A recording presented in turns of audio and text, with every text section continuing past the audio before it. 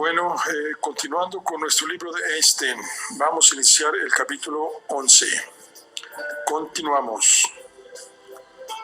Un marco más amplio. De la Segunda Guerra Mundial, volvemos a la Primera. En 1917, cuando todavía no se había realizado las expediciones para estudiar el famoso eclipse, Einstein aplicó su naciente teoría de la relatividad al universo en su conjunto. No al universo con todos sus misterios, con sus detalles y su amplia variedad. Tampoco a las personas y a sus sueños y frustraciones, ni a los prados floridos de la tierra, ni a la tierra misma, ni al insignificante sol que tanta importancia tiene en nuestras vidas, ni a cada una de las estrellas desparramadas por los cielos. La aplicó a un modelo abstracto, desnudo y pulido de toda aspereza, de la misma manera que representamos con un globo insensible y plácido a nuestra Tierra, que no es esférica y está en continuo conflicto. Desde el primer momento, Einstein tenía la intención de lograr una teoría que se pudiera aplicar al universo, pero de momento la aplicó al sistema solar. Luego, cuando intentó aplicarla al espacio infinito, tropezó con problemas inesperados. Por más que lo intentaba, no conseguía aplicarla a las distancias infinitas. Matemáticamente, su intento no revestía ningún problema, pero Einstein era un físico y para él lo que no presentaba problemas matemáticos le inspiraba poca confianza en el terreno físico y tardaría bastante en superar esta barrera. En su artículo de 1917, el primero en que aborda la cosmología relativista, hablaba del camino duro y tortuoso que había tenido que recorrer para llegar a su solución radical del problema. Para preparar a sus lectores, comenzaba exponiendo las conocidas dificultades que presenta la teoría de Newton si se consideran las estrellas como distribuidas más o menos uniformes a través del espacio infinito. Es posible evitar las dificultades imaginando que las estrellas forman una especie de archipiélago difuso en el espacio infinito y que están más dispersas a medida que aumenta su distancia del centro. Pero esta solución insular del problema newtoniano no agradaba demasiado a Einstein, que exponía algunos argumentos sencillos,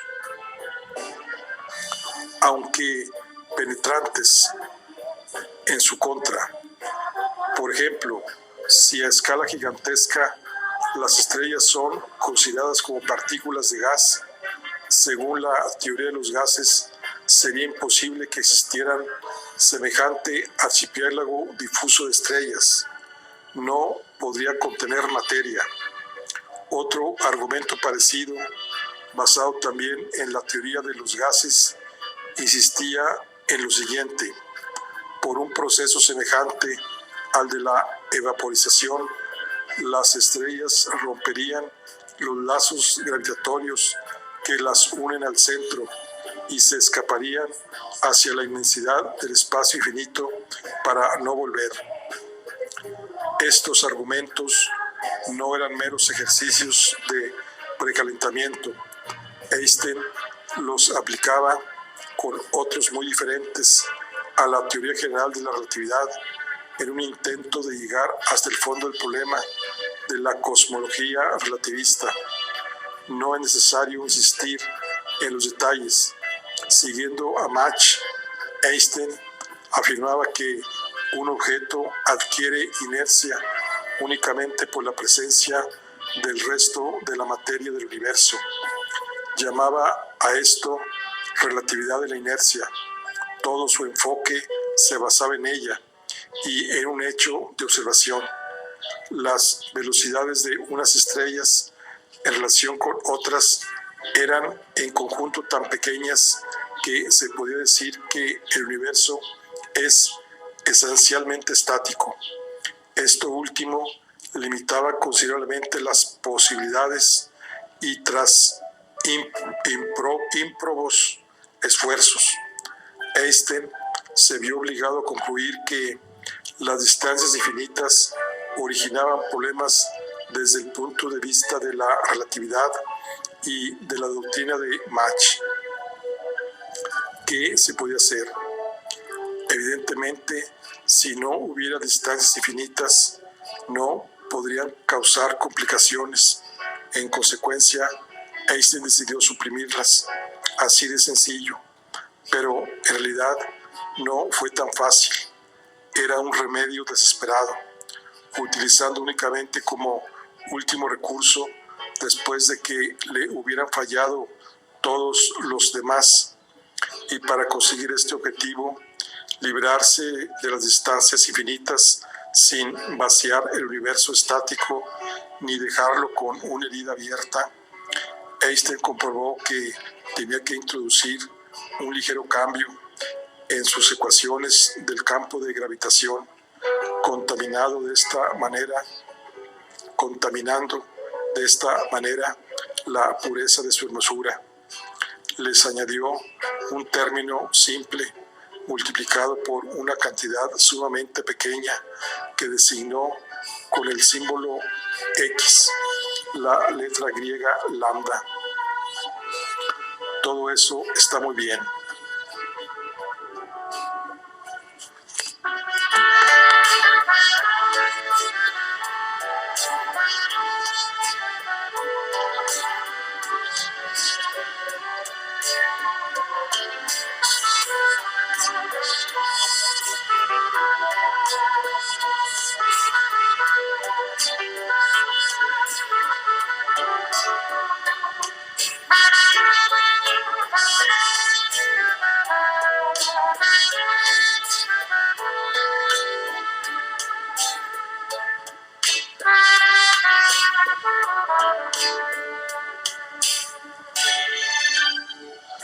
Pero, ¿cómo se libraba Einstein de las distancias infinitas?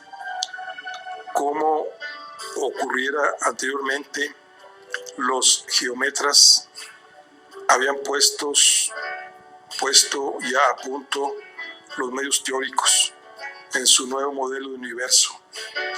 Einstein concebía el espacio con sus 3 dimensiones como una extensión finita, pero sin fronteras. Podemos imaginarnos su contenido esencial pensando en un espacio de 2 dimensiones en vez de 3. Imaginemos primero una superficie plana de extensión infinita. Si queremos desembarazarnos de sus distancias finitas, podemos delimitar una región y dejar de lado todo lo demás. O podemos eliminar la mayor parte de la misma, dejando una parte con límites concretos.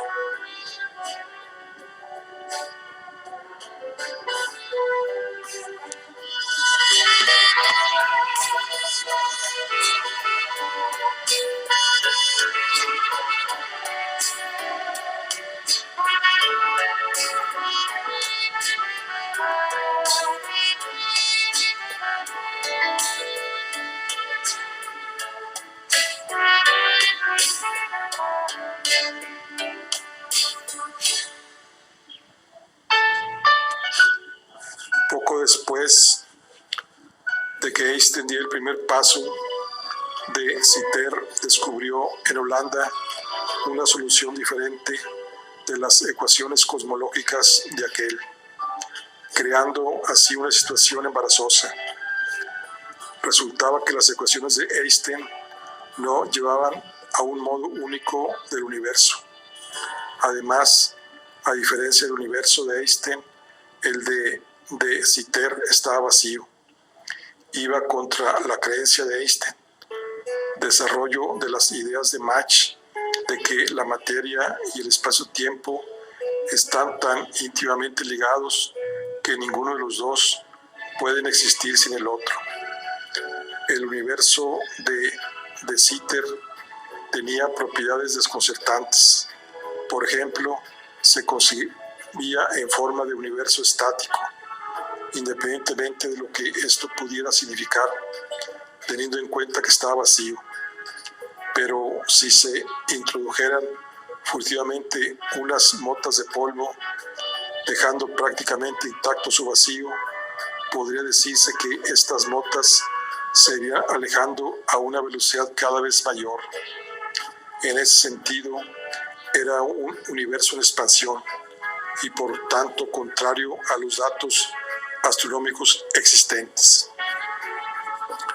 En 1922 y en 1924 se produjeron progresos notables. El matemático ruso Alejandro Friedman encontró nuevas soluciones cosmológicas a las ecuaciones de Einstein. A diferencia del universo de Sitter, los nuevos universos no estaban vacíos. A diferencia del de Einstein, no eran estáticos. Friedman había descubierto la posibilidad relativista del universo no vacíos, unos en expansión, otros en contracción y otros que pasarían de la expansión a la contracción. Además, aunque cada uno de ellos podía tener una extensión especial finita, también podía ser especialmente infinitos, con un espacio plano o uniforme curvo. Era una solución llena de posibilidades. Sin embargo, los descubrimientos matemáticos de Friedman tuvieron poco impacto de inmediato. Ni siquiera Einstein se dio cuenta de lo que significaban. Su primera impresión fue más bien negativa. Poco antes, los astrónomos habían comenzado a emitir una nueva imagen del universo. Desde hacía tiempo habían llegado a la convicción de que nuestro sistema solar es una parte periférica y relativamente microscópica de una inmensa agrupación de estrellas que forman una nebulosa. Decimos que esta nebulosa es nuestra galaxia porque la vemos a simple vista en los ciclos. Es la Vía Láctea. La palabra galaxia deriva del término griego lácteo. En 1924, el astrónomo americano Edwin Hubble realizó una medición que confirmaba la opinión de que no todas las nebulosas están relativamente cerca de nuestra galaxia, y pronto surgió la imagen de un universo en que las estrellas se agrupan por miles de millones en nebulosas aisladas, distribuidas más o menos uniformemente a través del espacio. Si se pensaba en las nebulosas más que en las estrellas, la concepción de Einstein sobre una distribución uniforme de la materia por el espacio seguía siendo aceptable. No ocurrió lo mismo con su hipótesis de un universo estático. Con ayuda del famoso telescopio de Monte Wilson, California, los astrónomos y Hubble en especial venían estudiando las distancias y movimientos de las nebulosas. En 1929, Hubble publicó datos que demostraban no solo que las remotas nebulosas se alejaban, sino que lo hacían de forma ordenada. Cuanto mayor era la distancia, mayor era también la velocidad de recesión, y la proporción entre velocidad y distancia era casi la misma en todas las nebulosas estudiadas. Esta proporción recibió el nombre de constante de Hubble. En las más remotas de las nebulosas estudiadas, las velocidades de recesión eran enormes, llegando a superar los 2000 kilómetros por segundo. Considerando la enorme masa de una nebulosa, miles de millones de veces mayor que la del Sol, estas velocidades son pasmosas. Sin embargo, datos posteriores indicaban que eran muy inferiores a las velocidades de recesión de otras nebulosas más lejanas. Si Einstein hubiera sabido esto en 1917, es posible que hubiera buscado un modelo de universo en expansión y no estático, que hubiera concebido el espacio como el equivalente tridimensional de la superficie de un globo en expansión y no de una esfera rígida.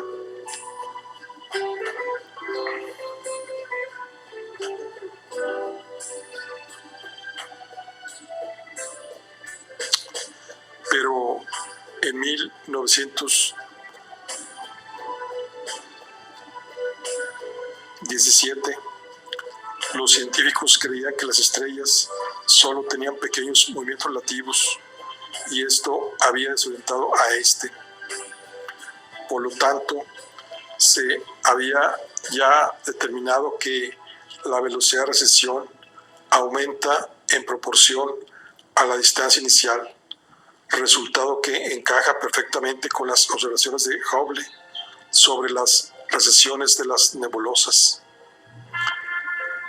Sin embargo, no fue quien relacionó las nuevas observaciones de la recesión de las nebulosas con el descubrimiento de Friedman de los universos en expansión, consecuencia de las ecuaciones de Einstein. Tampoco Friedman.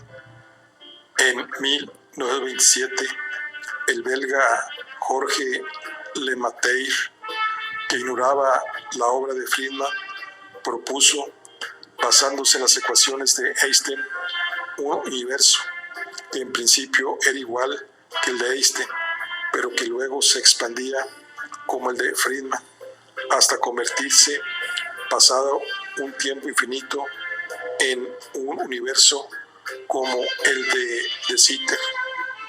También esta obra habría pasado inadvertida. Se publicó en una revista poco conocida. Si Eddington no lo hubiera comentado en términos elogiosos en 1930 y no hubiera logrado reimprimirla traducida al inglés en la principal revista británica de investigación astronómica, donde apareció en 1931. Por fin, la idea de un universo en expansión recibía el trato que se merecía, y de esta manera, aunque tarde, se reconocía el mérito de Friedman. Era reconfortante pensar que las ecuaciones de Einstein contenían la posibilidad de un universo en expansión, pero había ciertos problemas.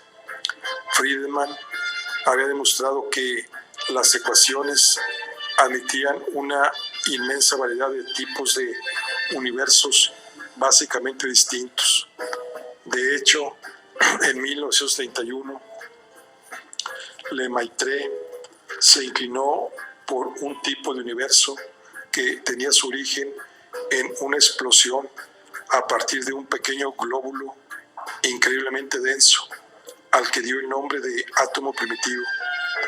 Pero se habían frustrado los sueños einsteinianos de un universo único.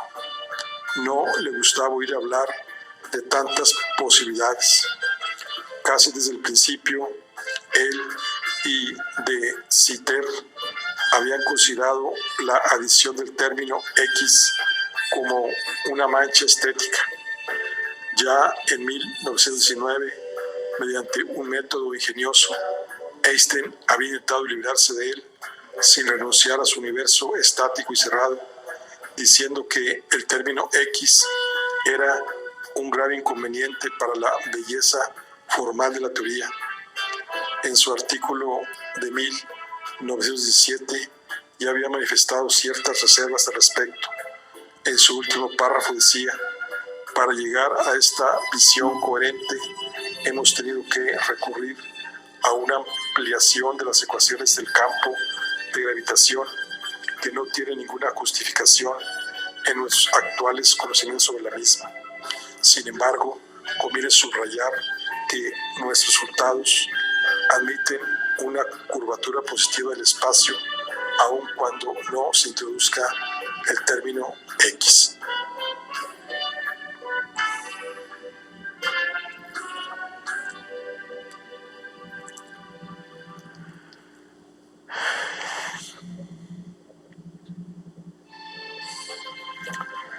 Tres años más tarde, en parte como consecuencia del problema de la edad del universo, se propuso una teoría fascinante, según la cual el universo no tenía principio ni fin, sino que se encontraría en un estado uniforme. Para compensar el desgaste producido por la continua expansión, se daba en el espacio una creación continua de materia. Sin embargo, poco antes de que Einstein escribiera el apéndice de 1945, las observaciones habían iniciado un importante progreso, y en los 25 años siguientes la edad del universo pasó a calcularse en miles de millones de años. Más en concreto, los cálculos de los astrónomos pasaron de unos 1.000 millones de años a unos 10.000 millones o más. De esta manera se eliminaba en parte el problema de la edad, pero los cosmólogos preferían determinar el valor numérico de X a través de la observación, más que guiarse por una opinión caprichosa. Al principio, los datos indicaban que X no era cero, pero en los primeros años 70 los datos eran más favorables a la posibilidad de que fuera cero, y de que, en un sentido muy esquemático, el universo fuera del tipo oscilante preferido por Einstein en 1931. Muchos cosmólogos coincidían ahora con Einstein en su rechazo de X, pero otros siguen hablando con desdén de esta opinión. Si Einstein viviera, se mantendría la expectativa, firme en su rechazo de X y esperando el momento oportuno, convencido de que su sentido estético acabaría por encontrar justificación. Tengamos también nosotros paciencia. En 1916, antes de su aventura cosmológica, Einstein había comenzado a examinar las ondas gravitatorias. No es extraño que la teoría general de la relatividad, una teoría de campo, implicara la existencia de tales ondas, pero por la misma naturaleza de la teoría, deben de ser ondas del mismo espacio, rizos de curvatura que se desplazarían a la velocidad de la luz, o en términos cuatridimensionales, arrugas congeladas de espacio-tiempo que adquirirían para nosotros una apariencia de movimiento debido a nuestro paso por el tiempo. Es posible que el físico americano Joseph Weber haya detectado realmente ondas gravitatorias. Si sus resultados se confirman, habrá que calificar sus investigaciones de un verdadero acontecimiento. Entre otras cosas, constituiría una de las verificaciones más importantes de la teoría de la relatividad, verificación que se distinguiría claramente de todas las conocidas hasta ahora. Pero ocurra lo que ocurra, no podemos dejar de acordarnos de Maxwell, cuya predicción de las ondas electromagnéticas no se confirmó hasta después de su muerte. Las ondas de Maxwell iban a desempeñar un inesperado papel en el campo de la relatividad, aunque muy tarde suscitaron una nueva generación de observadores del cielo, los radioastrónomos, que utilizan radiotelescopios en vez de telescopios ópticos, y sus observaciones han conseguido despertar el interés de los partidarios de la relatividad. Tendríamos que prolongar demasiado estas páginas para hablar aquí del quasar, del pulsar y de otros descubrimientos debidos a sus observaciones, o para reflejar de qué manera, gracias al perfeccionamiento de sus técnicas de medición, los experimentadores están invadiendo el campo de la teoría general de la relatividad y sometiéndola a pruebas cada vez más sofisticadas y precisas y demasiado numerosas para enumerarlas. No sabemos lo que deparará el futuro, pero el descubrimiento de los pulsares ha confirmado la predicción teórica sobre la existencia de estrellas agotadas que explotarían en colapsos gravitatorios, dando origen a las estrellas neutrónicas con una masa semejante a la del Sol, a pesar de tener un diámetro de solo unos 20 kilómetros. Y sigue en pie la predicción teórica de colapso gravitatorio, todavía más catastróficos, que darían lugar a los agujeros negros, cuya gravitación sería tan grande que hasta la luz que tratara de salir hacia afuera se vería obligada a caer adentro. ¿Existen los agujeros negros o solo son ficciones derivadas de las ecuaciones relativistas? El tiempo lo dirá. La búsqueda no ha terminado. Lo que se puede decir es lo siguiente. Desde los primeros años 70, más de 50 años después de su aparición, la teoría general de la relatividad ha resistido todas las comprobaciones experimentales y, tras varias décadas de ir por delante de su época, está comenzando a recibir el trato que se merece en medio del interés y del zafarrancho de la actual investigación cósmica.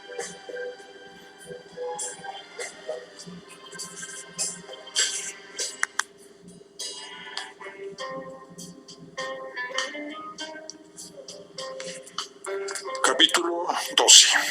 Todos los hombres son mortales. Una vez más, nos saltamos el estricto orden cronológico para volver a una época anterior. Con su llegada a Princeton, Einstein entró en la fase final de su vida y pronto tendremos que hablar de sus momentos otoñales, algunos con el brillo maravilloso de los últimos resplandores del verano, otros marcados por la sombra glacial del invierno. Dejemos que sean las primeras palabras de Einstein las que nos pongan en ambiente. En el año de 1918, marcado por el cansancio de la guerra, todavía no se ha verificado la curvatura de la luz, aún no le ha llegado la fama mundial. Einstein es feliz con su trabajo.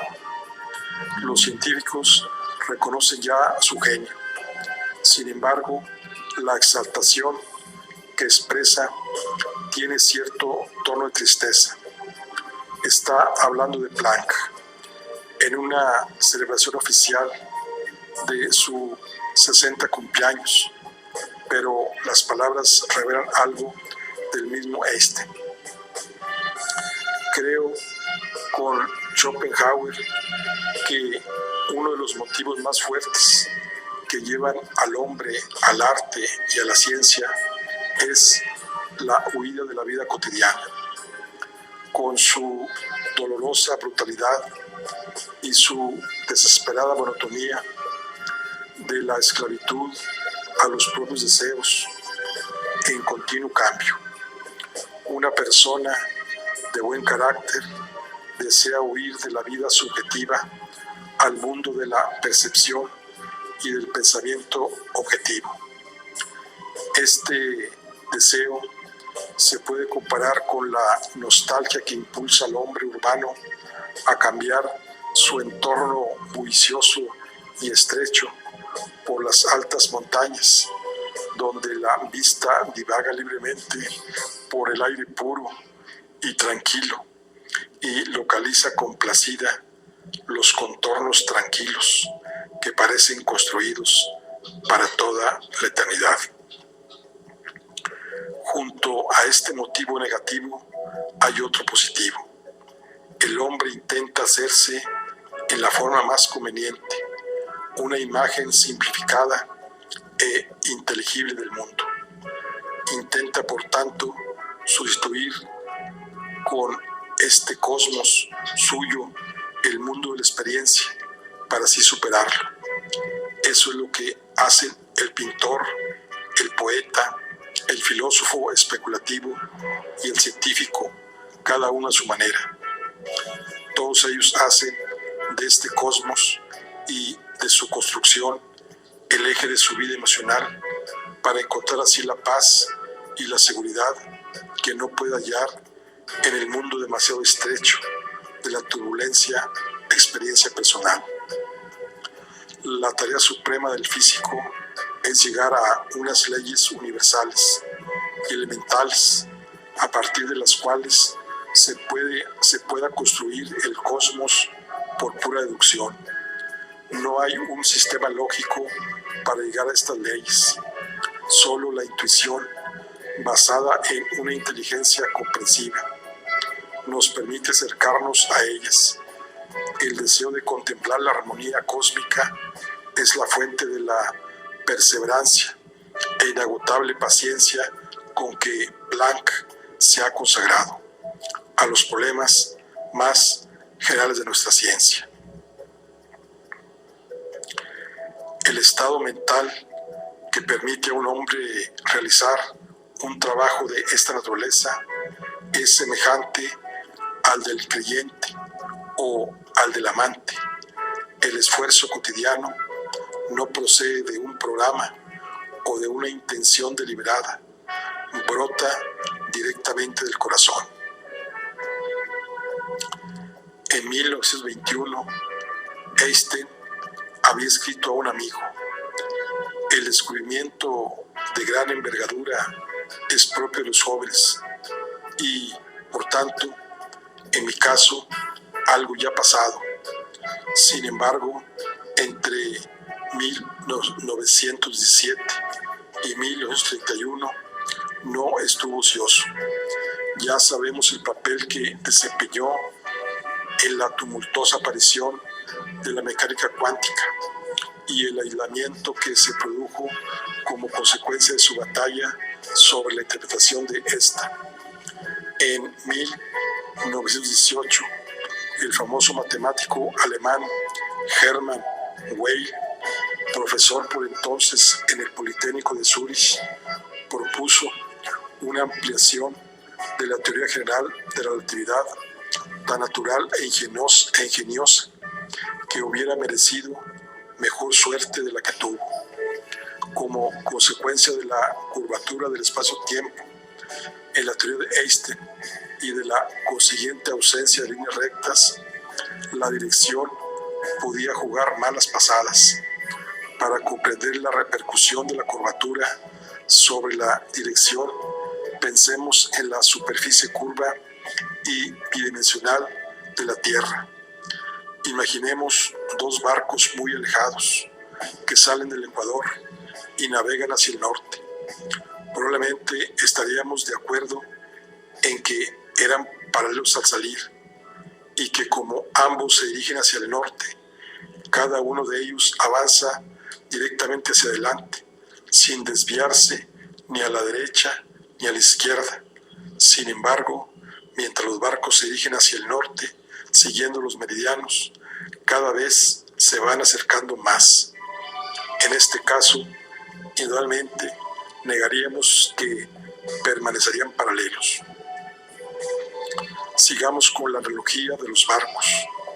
Whale dijo que, como consecuencia del recorrido, podían cambiar no solo las direcciones, sino también las dimensiones, aunque no las formas, de los barcos, e introdujo una especie de cambio de tamaño como una de las probabilidades del espacio-tiempo curvo, logrando con ello una alteración fundamental en su estructura geométrica.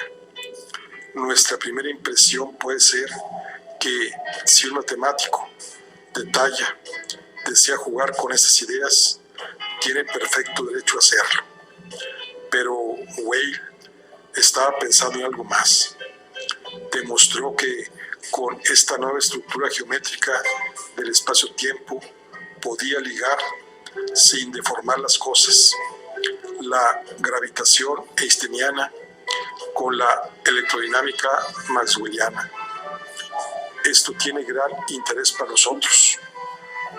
Cuando Einstein trató la gravitación como una curvatura, no pudo atribuir el electromagnetismo, una tarea geométrica igualmente fundamental. Pero Whale, con sus cambios de longitudes, había hecho también del electromagnetismo un aspecto de la geometría, un colega geométrico de la curvatura gravitatoria. De esta manera, había construido lo que llamamos una teoría del campo unificado. Matemáticamente y estéticamente, la teoría de Whale tiene gran valor, pero Einstein, que no podía renunciar a su condición de físico, vio enseguida que era inaceptable. Mientras otros contemplaban admirados la obra de Whale, Einstein señalaba con el dedo su principal fallo. Suponía que las longitudes de los objetos dependían de su pasado. En el espacio-tiempo, las longitudes pueden hacer referencia a longitudes de tiempo o de espacio. Los átomos emiten una luz cuyas pulsaciones establecen longitudes de tiempo bien definidas, como lo demuestra la existencia de líneas espectrales muy claras. Si los átomos hubieran tenido pasados muy diferentes, establecerían, según la doctrina de Whale, distintas longitudes de tiempo, dando lugar en Massé a manchas espectrales y no a líneas espectrales, de donde se deduce que no podemos manejar las longitudes en la forma propuesta por Whale. Esta era la argumentación de Einstein frente a la teoría de Whale. En ella se ve la mano de un físico genial que capta por instinto dónde está la clave del problema, pero deja algo oculto. He aquí un fragmento de una carta dirigida en 1918 a Whale y en la que presenta una objeción más profunda. Podríamos acusar a Dios de incoherencia si no hubiera aprovechado la oportunidad descubierta por usted de armonizar el mundo físico. Creo que no. Si hubiera hecho el mundo tal como indica su plan, yo le habría dicho en tono de reproche: Dios mío, si no estaba al alcance de tu poder dar significado objetivo a la igualdad de tamaños de los cuerpos rígidos separados, ¿por qué, oh incomprensible, ¿no has desdeñado conservar sus formas? Vemos de nuevo al gran físico en acción. Muy a su pesar, Weyl alejó su teoría del campo de la gravitación y encontró para ella un refugio parcial en el campo del cuanto, donde ofrecía relaciones satisfactorias con el electromagnetismo. En aquellas fechas solo se conocían dos grandes fuerzas fundamentales, la gravitatoria y la electromagnética. Weyl había demostrado lo poco armónico que era tratar solo una de ellas como un aspecto de la geometría. Se iniciaba así la búsqueda de un nuevo tipo de geometría que permitiera englobar a ambos. Esa fue la ocupación de Einstein hasta el final de sus días. Si hablamos aquí de algunas de las teorías del campo unificado propuestas por él y por otros, lo hacemos en parte porque en su variedad revelan un esquema común. En cuanto a Weyl, fue nombrado catedrático en Gótica, pero al llegar los nazis al poder, decidió marcharse a Estados Unidos, donde fue colega de Einstein en el Instituto de Estudios Superiores. Eddington elaboró una teoría del campo unificado con rasgos semejantes, pero más general que la de Weyl. En un globo, cuando hacemos un recorrido por la ruta más corta, resulta que dicho recorrido corresponde también a la ruta más recta permitida por la curvatura de la superficie. Esta relación entre más recta y más corta, que se mantenía en el espacio-tiempo curvo de Einstein, fue desmentida por Weyl. Lo mismo hizo Eddington en la teoría que propuso en 1921. Pero ese mismo año, T. Kaluza expuso en Alemania una concepción muy diferente, introduciendo una quinta dimensión algo atrofiada. Conservaba intactas las ecuaciones gravitatorias de Einstein, aunque aplicadas a 5 dimensiones en vez de a 4. Y, sorpresa, vinculaban la gravitación y el electromagnetismo sin más complicaciones. En 1923, Einstein amplió la obra de Eddington, pero pronto se sintió incómodo con lo que había hecho, y en 1925 presentó una nueva teoría del campo unificado. Esta vez se sentía muy optimista, y en el párrafo introductorio escribió: tras una búsqueda incansable a lo largo de estos 2 últimos años, creo haber encontrado la verdadera solución. Su teoría se basaba en gran parte en la siguiente coincidencia aritmética.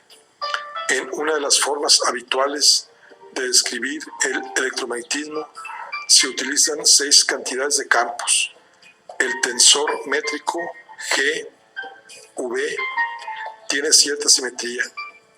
Si se prescinde de esta simetría, nos encontramos automáticamente con 16 en vez de con 10 cantidades de campo.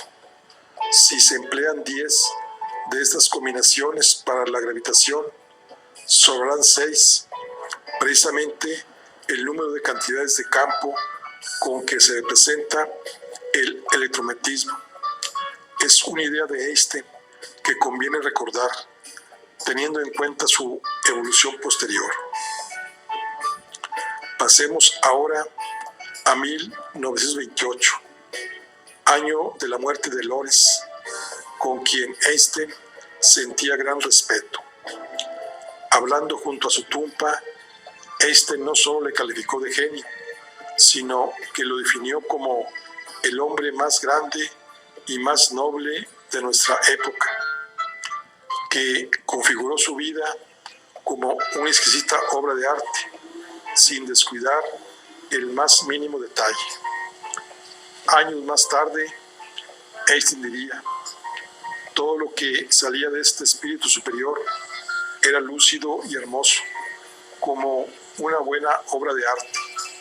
Si los que éramos más jóvenes que él hubiéramos conocido a H. A. Lores únicamente como una mente privilegiada, nuestra admiración y respeto por él habrían sido singulares. Pero cuando pienso en H. A. Lores, siento una emoción mucho más profunda. Para mí significó personalmente más que ninguna de las personas que he tenido ocasión de conocer a lo largo de mi vida. Einstein dijo esto en 1953, un cuarto de siglo después de la muerte de Lores, ocurrida en 1928. En el mismo año 1928, como ya hemos visto, Einstein estuvo gravemente enfermo, pero no interrumpió su trabajo. Esta era su medicina, su vida misma.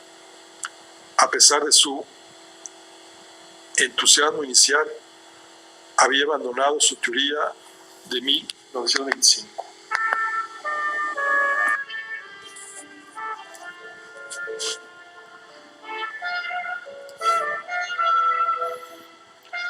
Venía trabajando con la teoría de Kaluza y su enigmática quinta dimensión, que parecía no tener equivalente físico.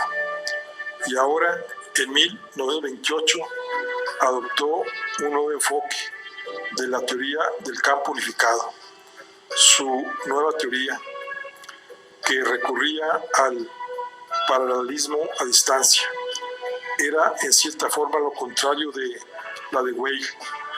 Recordemos que Weyl, ante la perturbación del paralelismo, había decidido modificar también las longitudes. Einstein, por el contrario, viendo que no se alteraban las longitudes, decidió introducir un paralelismo inalterado. La jugada consistía en hacerlo sin renunciar a la curvatura del espacio-tiempo. A comienzos de 1929, había resuelto los principales problemas que implicaban la elaboración de las ecuaciones de campo para su teoría del campo unificado. El día de la publicación oficial del tercero de una impresionante serie de 9 artículos técnicos sobre dicha teoría, comprensibles únicamente para los especialistas, aparecieron grandes titulares en los periódicos de todo el mundo. Un periódico de Nueva York conseguía una absurda primicia informativa publicando una traducción al inglés de tan complicado artículo, sin omitir sus numerosas fórmulas. En este ambiente exaltado y poco científico, la teoría de Einstein fue celebrada por la prensa como un inmenso progreso científico. Sin embargo, Einstein había afirmado que su artículo con todo era provisional y pronto descubrió que tenía que renunciar a aquella teoría. A finales de 1930, él y su colaborador Meyer habían enviado a la imprenta un texto con una teoría muy distinta, cuyo objetivo era conservar la esencia de las 5 dimensiones de Kaluza, sin abandonar las 4 dimensiones. Pero también tuvo que renunciar a ese intento. Y cuando llegó al Instituto de Estudios Superiores en 1933, él y Mayer estaban todavía buscando nuevas estructuras geométricas que pudieran servirles en su búsqueda de la unificación. Hemos indicado antes la existencia de una especie de esquema común por debajo de la variedad de teorías del campo unificado. ¿Qué es lo que estas teorías tenían en común? Más correcto sería preguntar qué les faltaba a todas ellas. En sus primeros intentos de elaborar la teoría de la relatividad general, Einstein se había dejado llevar, por ejemplo, por su principio de equivalencia, que relaciona la gravitación con la aceleración, donde había otros principios orientadores semejantes que pudieran llevarle a la construcción de una única teoría del campo unificado. Nadie lo sabía, ni siquiera Einstein. Por eso, más que búsqueda, lo que se produjo fue una serie de tanteos en la oscuridad de una jungla matemática insuficientemente iluminada por la intuición física. En los años pasados en Princeton, Einstein pensó muchas veces que por fin había conseguido la unificación que buscaba, para luego descubrir, mediante nuevos cálculos, que sus ecuaciones tenían consecuencias inaceptables. A pesar de ello, siguió avanzando impertérrito. Ernesto Strauss, que trabajó con Einstein en el Instituto de Estudios Superiores, traza de él esta brillante imagen. Cuando me nombraron su ayudante, él continuaba trabajando en una teoría que había comenzado a investigar hacía más de un año. Luego estuvimos trabajando los dos en el mismo proyecto durante otros 9 meses más. Una tarde descubrí una serie de soluciones que parecían demostrar que aquella teoría no podía tener ninguna significación física. Estuvimos dándole vueltas y más vueltas hasta que vimos que la conclusión era inevitable. Aquella mañana salimos del trabajo media hora antes. Tengo que reconocer que me encontraba muy abatido. Me decía interiormente, si el peón está tan disgustado por el hundimiento del edificio, ¿cómo estará el arquitecto? Pero cuando llegué a trabajar a la mañana siguiente, Einstein estaba excitado e impaciente. Esta noche he estado pensando y creo que el tratamiento adecuado es el comienzo de una teoría totalmente nueva, que luego iría a parar también a la papelera tras medio año de trabajo y con tan pocas lamentaciones como las que había provocado su predecesora. Strauss dice que muchas veces cuando Einstein encontraba algún aspecto satisfactorio, decía lleno de alegría, es tan sencillo que Dios no ha podido renunciar a ello. Durante cierto tiempo estuvo de moda la búsqueda de una teoría del campo unificado. Fueron muchos los matemáticos, tanto famosos como desconocidos, que lo intentaron, produciendo un número inmenso de teorías geométricas opuestas.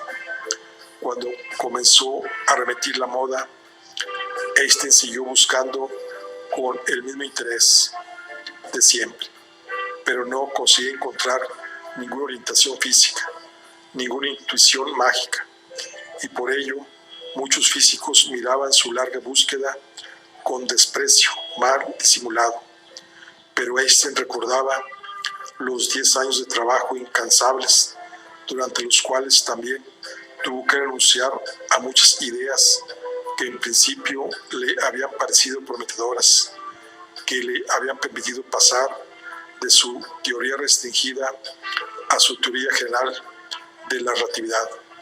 En su búsqueda de una teoría del campo unificado, solo podía basarse en la incomparable experiencia de su vida y en su profunda convicción de que debía existir tal teoría, o, como decían los antiguos hebreos, de que el Señor es uno. Aquello fue más que suficiente para mantenerlo en activo durante más de 30 años, a pesar de sus continuas decepciones. Es cierto que no había conseguido mantenerse a la altura de la evolución de la física y quizá no estuviera perfectamente informado de sus últimos progresos. Es cierto que comenzaba a flanquear la inspiración. Es cierto que las ideas no fluían en su mente tan torrencialmente como cuando era más joven, pero seguían fluyendo, y su búsqueda de una teoría del campo unificada fue una demostración de la indomable ferocidad y tenacidad con que persiguió sus ideas a lo largo de toda su vida. En 1936 recibió un duro golpe. Tras larga y penosa enfermedad, había muerto Marcel Grossman, sin cuya fiel amistad quizá no hubiera florecido nunca el genio de Einstein. Se estaban rompiendo los lazos con el pasado. Además, hacía tiempo que había desaparecido el interés inicial por la teoría general de la relatividad. Entre los físicos era una teoría en retirada. Sin embargo, Einstein siguió trabajando, y en 1937, con el físico polaco Leopoldo Infiel y el autor del presente libro como colaboradores, publicó un descubrimiento de gran importancia, una consecuencia de la teoría general de la relatividad que resaltaba su extraordinaria belleza y revelaba un aspecto de la misma en el que superaba a las demás teorías. Con total independencia y basándose esencialmente en un método distinto que recurría a nuevos supuestos sobre la materia, el físico ruso Vladimir Fock publicó en 1938 un descubrimiento que era prácticamente el mismo.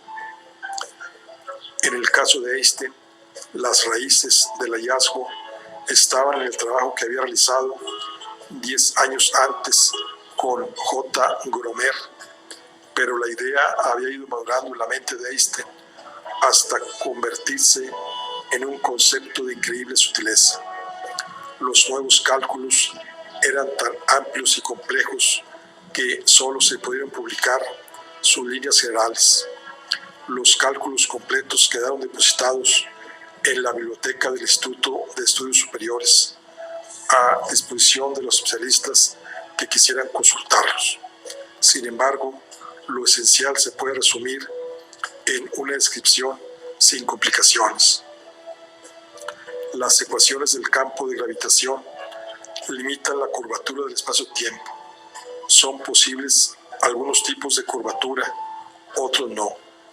Una comparación algo elemental será la de una hoja de papel. Podemos doblarla de muchas maneras, pero no podemos hincharla. Pensemos ahora en un cuerpo astronómico que tenga gravitación.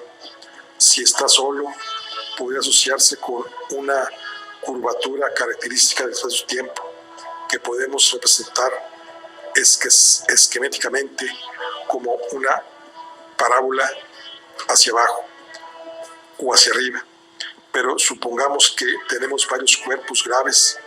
Si cada uno de ellos mantuviera intacta su curvatura característica, el espacio-tiempo, las curvaturas no coincidirían, como se aprecia en la figura siguiente, que serían 4 parábolas positivas entrelazadas.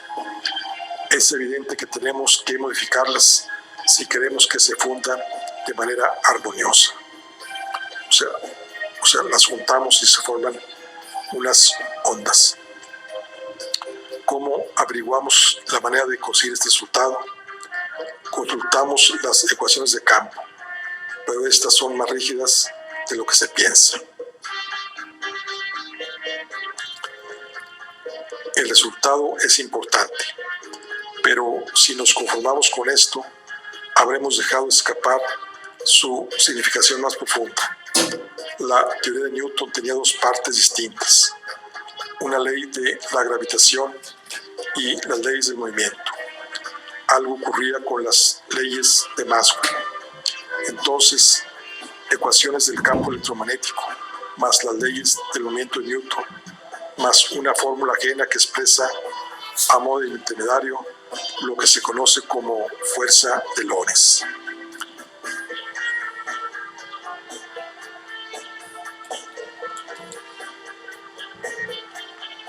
qué ocurría si se colocasen las ecuaciones del campo de Maxwell en el marco de la relatividad general. Mientras se realizaban estos cálculos tan complicados, la situación se parecía a veces tan desesperada que los colaboradores de Einstein llegaban a desanimarse. Pero él jamás se dejó dominar por el desaliento y parecía que nunca le fallaban los recursos de la inventiva. Venía trabajando en este problema desde hacía por lo menos 10 años y para él una contrariedad no era nunca una derrota. A sus colaboradores con menos experiencia y más proclives al desánimo les decía, riendo, que si el mundo había esperado tanto tiempo a que madurara la idea, unos meses más o menos no iban a cambiar demasiado las cosas, y que si al final de todo resultaba que la idea no era válida, tampoco sería ninguna tragedia, con tal de que se hubiera hecho todo lo posible. Bueno, aquí concluimos la charla del día de hoy. Nos vemos en la siguiente. Hasta luego.